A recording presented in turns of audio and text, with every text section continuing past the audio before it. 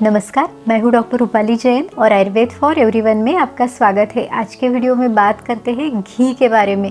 घी कौन सा? तो देसी गाय का शुद्ध घी। आजकल हमें घी के नाम से ही डर लगता है कि कहीं घी खाने से हमारा कोलेस्ट्रॉल ना बढ़ जाए या फिर बीपी ना बढ़ जाए या फिर हृदय से संबंधित कोई बीमारी ना हो जाए।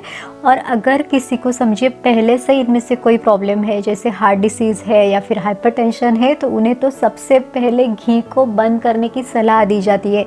और जब एक व्यक्ति का ये घी बंद किया जाता है तो उसका असर पूरी फैमिली पे पड़ता है। काफ़ी बार तो ऐसा होता है कि घर में घी लाना ही बंद किया जाता है। आज हम वेस्टर्न कल्चर को ब्लाइंडली फॉलो कर रहे हैं। जो घी हमने बचपन से खाया है, हर घर में माँ ने या दादी नानी ने अपने हाथ से ये घी बनाया है। तो देखिए, इसमें एक पारंपरिक जो विधि होती है वो हमेशा की जाती थी, जैसे मक्खन निकालना, उसके ऊपर अग्नि संस्कार करके घी बनाना। आज हमने घी तो बंद कर दिया है, लेकिन ब्रेड पर जो बाज़ार में मिलने वाला जो बटर है उसे हम ज़रूर लगाते हैं। तो इस बारे में सोचने की ज़रूरत है। आज के वीडियो में हम देखते हैं कि घी खाना हमारे लिए ज़रूरी क्यों है। आयुर्वेद में गोघृत के बारे में, यानी गाय के घी के बारे में क्या बताया है, इसके गुणधर्म कौन से बताए हैं, इसके जो फ़ायदे हैं वो क्या क्या बताए हैं। तो पूरी जानकारी हम इस वीडियो में लेंगे। पूरी जानकारी के लिए वीडियो आखिर तक ज़रूर देखिए और अगर आपने हमारे चैनल को सब्सक्राइब नहीं किया है तो सब्सक्राइब भी ज़रूर कीजिए। चरक ऋषि और वाग्भट ऋषि ने घी के गुणों के बारे में बहुत विस्तार से बताया है।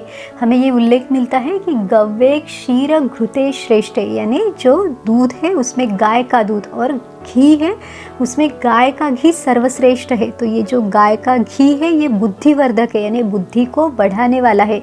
स्मृतिवर्धक, यानी जो स्मरण शक्ति है उसको बढ़ाने वाला है। मेधा शक्ति, यानी धारण करने की जो शक्ति है उसे भी ये बढ़ाने वाला है। तो जो भी छोटे बच्चे हैं या फिर स्कूल कॉलेज में जाने वाले जो स्टूडेंट्स हैं या फिर ऐसे लोग जिनका काम ही बौद्धिक है, यानी इंटेलेक्चुअल काम जिनका है, तो उन सभी के लिए ये जो गाय का घी है ये बहुत अच्छा है। यहाँ तक कि वृद्धावस्था में जिनको विस्मरण होता है तो वो लोग भी घी का सेवन कर सकते हैं।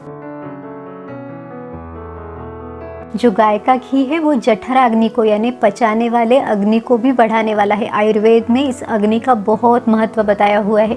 अगर ये अग्नि स्वस्थ है तो आप हमेशा स्वस्थ रह सकते हैं। इसके साथ ही जो गाय का घी है ये बल को बढ़ाने वाला है और आयु को भी बढ़ाने वाला है। बल को यानी शारीरिक बल को, शारीरिक क्षमता को बढ़ाने वाला है और आयु यानी उम्र को, लंबी उम्र देने वाला है। तो इसका सेवन हमें ज़रूर करना चाहिए। गाय का घी शुक्र धातु वर्धक है, इसके साथ ही इसे ओज वर्धक बताया है। देखिए, आयुर्वेद में सप्त धातु बताए हैं, रस, रक्त, मांस, मेद, अस्थि, मज्जा और शुक्र। तो ये शुक्र धातु को बढ़ाता है और सातों धातुओं का जो सार भाग है, यानी जो ओज है, उसको भी ये बढ़ाता है।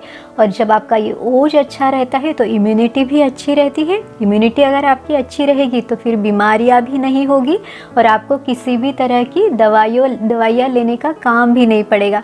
इसके साथ ही ये जो गाय का घी है इसे चक्षुष्य बताया है, यानी हमारी दृष्टि के लिए, आँखों के लिए ये बहुत अच्छा है। ये जो बुजुर्ग व्यक्ति है या छोटे बच्चे हैं सभी के लिए बहुत अच्छा है।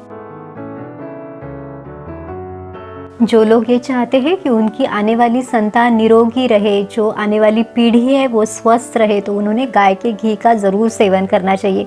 इसके साथ ही जो लोग ये चाहते हैं कि जिनकी त्वचा सुंदर रहे, शरीर पर कांति रहे, सुंदरता रहे, या जिनका स्वर यानी आवाज़ भी अच्छी रहे, उन्होंने भी घी का सेवन ज़रूर करना चाहिए।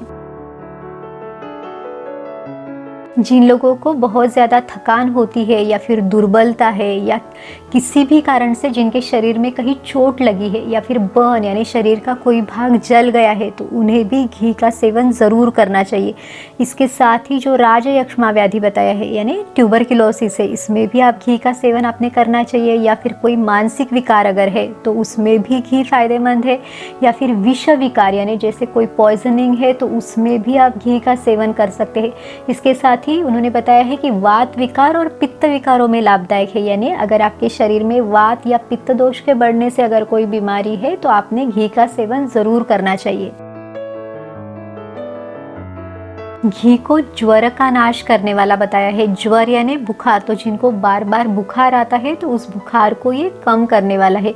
इसके साथ ही इसे अलक्ष्मी का नाश करने वाला, अलक्ष्मी यानी निर्धनता, तो जिनके पास अगर धन की कमी है तो उसको भी ये नष्ट करने वाला है। यानी देखिए आयुर्वेद में इस जो गाय का घी है इसका कितना ज़्यादा महत्व बताया हुआ है।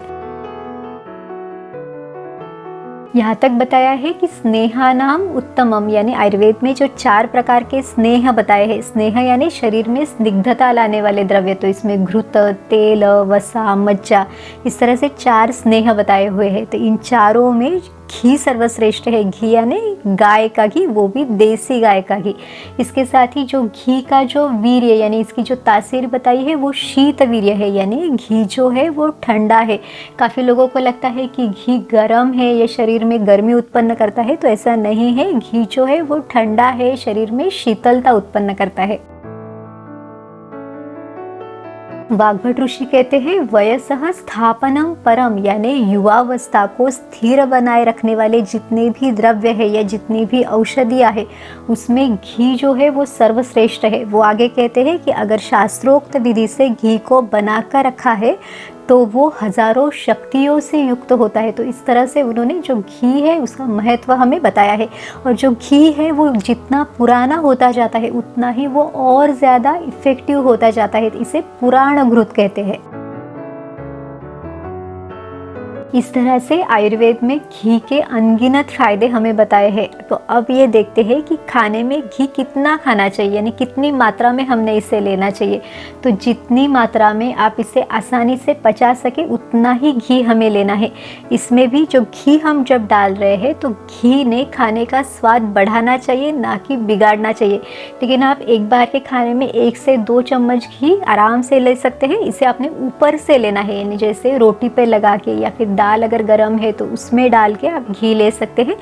पकाने में आप जब कुकिंग में, यानी जब आप घी बहुत ज़्यादा डालते हैं या फिर फ्राइड आइटम्स आप इस्तेमाल करते हैं या फिर तेल बहुत ज़्यादा रहता है तो ये कोलेस्ट्रॉल को बढ़ा सकता है। लेकिन ऊपर से लिया गया ये जो घी है वो आपके कोलेस्ट्रॉल को नहीं बढ़ाएगा। खान पान से संबंधित कुछ गलत आदतें या फिर अगर आपकी लाइफस्टाइल सीडेंटरी है तो ये भी कोलेस्ट्रॉल को बढ़ा सकती है। लेकिन पूरा दोष सिर्फ घी को दिया जाता है, तो इस बारे में ज़रूर सोचिए। और अगर आप घी को लेना टोटली बंद कर देते हैं तो इसके फ़ायदे आपको कैसे मिलेंगे। शरीर को भी स्निग्धता की ज़रूरत है। अगर ये स्निग्धता नहीं मिलेगी तो फिर जोड़ों में दर्द होना, त्वचा में रूखापन रहना, या फिर बालों से संबंधित कोई समस्या है, नींद ना आना, या फिर जैसे कॉन्स्टिपेशन है या एसिडिटी है इत्यादि बहुत सारी तकलीफ़ें हो सकती है। छोटे बच्चों में भी बहुत इरिटेशन रहना या चिड़चिड़ापन है, जो कंसंट्रेशन है उसकी कमी, ये भी समस्याएं आमतौर पर देखी जा सकती है।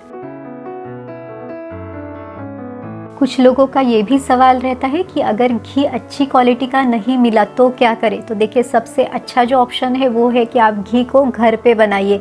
अगर वो पॉसिबल नहीं है और अगर आपके आसपास कोई गौशाला है तो आप वहाँ से ले सकते हैं, या फिर थोड़ा सा देख परख के आप इसे आप ढूंढ सकते हैं कि कहीं से तो भी आपको अच्छा घी मिल सके। टोटली बंद करने के अलावा ये दूसरा जो ऑप्शन है वो आप ज़रूर ट्राई करें। और अगर आपने घी खाना बंद किया है तो आज से ही शुद्ध देसी गाय का घी खाना ज़रूर शुरू करें। आपके अनुभव भी हमारे साथ शेयर कीजिए। और अगर आपको ये वीडियो अच्छा लगा तो लाइक, शेयर और सब्सक्राइब कीजिए। फिर मिलेंगे अगले वीडियो में। आयुर्वेद को अपनाइए, स्वस्थ रहिए। नमस्कार।